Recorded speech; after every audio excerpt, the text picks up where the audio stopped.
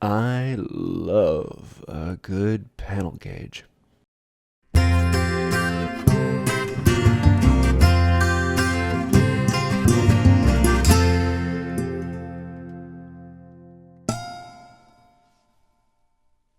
To make this panel gauge, I'm starting with a piece of white oak. It has a little bit of curl in it, some nice figure.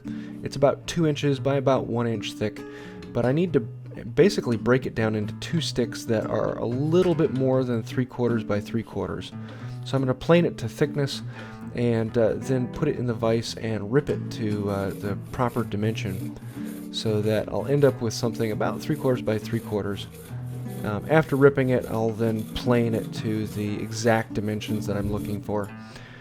Now, this is going to be the fence for the panel gauge, and it's a really nice piece of curly white oak, about 3 inches by 1 inch by 10 inches long. I'd like it to be a little bit longer than that, but this is what I had on hand, so I'm going to use it.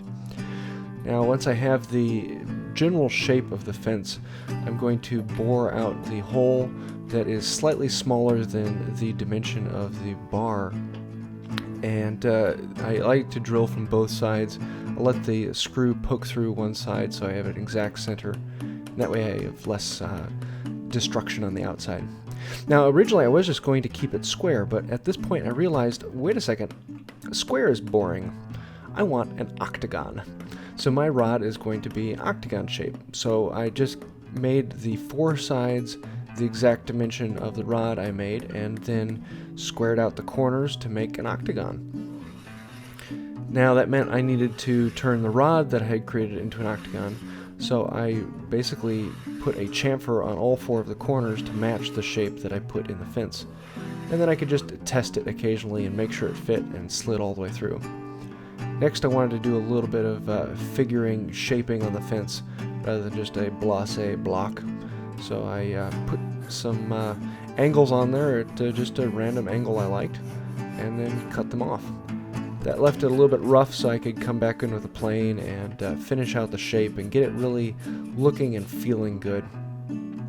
Next, I was going to do a good bit of carving on these, but with the curly white oak it was becoming more challenging than I wanted to, so I just decided to put some small rays off of the corners of each of the octagon corners, and I think it worked fairly well.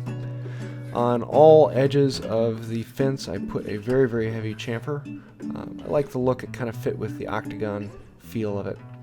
And then into the top I put in a threaded insert so that I could put a thumb screw to hold the rod in place.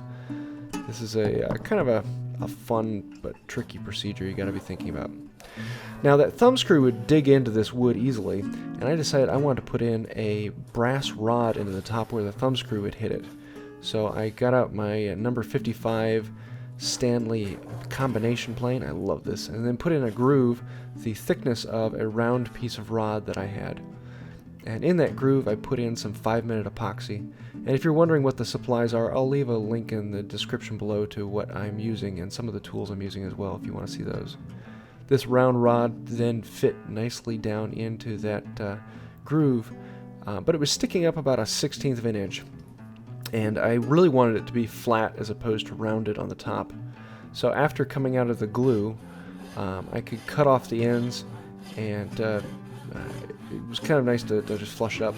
Some people are going to be screaming at me about this with cutting the brass rod with a saw, but honestly the brass is so soft that it is not a huge issue. It will dull the saw a little bit faster, but oh well, I know how to sharpen them. Then I wanted to flatten one side, and I found that using a plane actually worked very well. And again, the plane blade is much harder than the brass, so it worked fairly well as long as I took a smooth and low enough shaving. After doing that, I could just kind of smooth out the edge with a file to bring it to its final dimension. I also found that a card scraper worked fairly well. But yeah, brass actually works very well. You can plane it along with aluminum. I need a pin in the end of this because this pin is what actually makes the mark. So I drilled a hole down to the brass and then put in a small finish nail. I found a hardened finish nail that works very well. And just put a little bit of super glue to hold it in so it would not move. A bit of a chamfer to match the rest of it with a file works very well. That way you can also chamfer the brass rod. I like finishing all my hand tools with boiled linseed oil and paste wax. I did a video on that if you want to see exactly how I do this, but it works out fairly well. And then of course I have to put my stamp on things. I love having this branding iron. So once I put it all together, I now have a working panel gauge, and I can put a mark anywhere I want deep into a board. And I'm very pleased with how this one came out. Not only is it a functional tool, but it really has a solid appearance that I really like. That kind of manly, beefy chamfered look, and the brass rod really says a lot.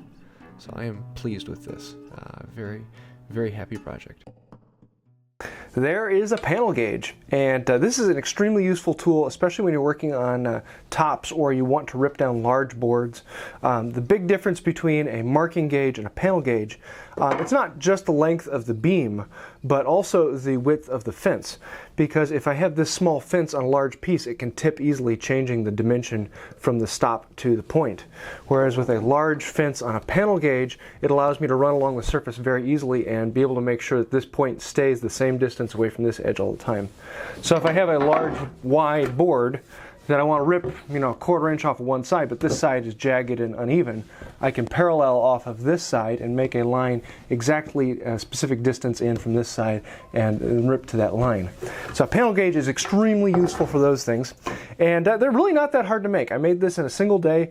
You don't have to make the brass insert. I just like it because it, when the screw comes down, it doesn't gar up the wood. It just sits on the brass, and that works fairly well.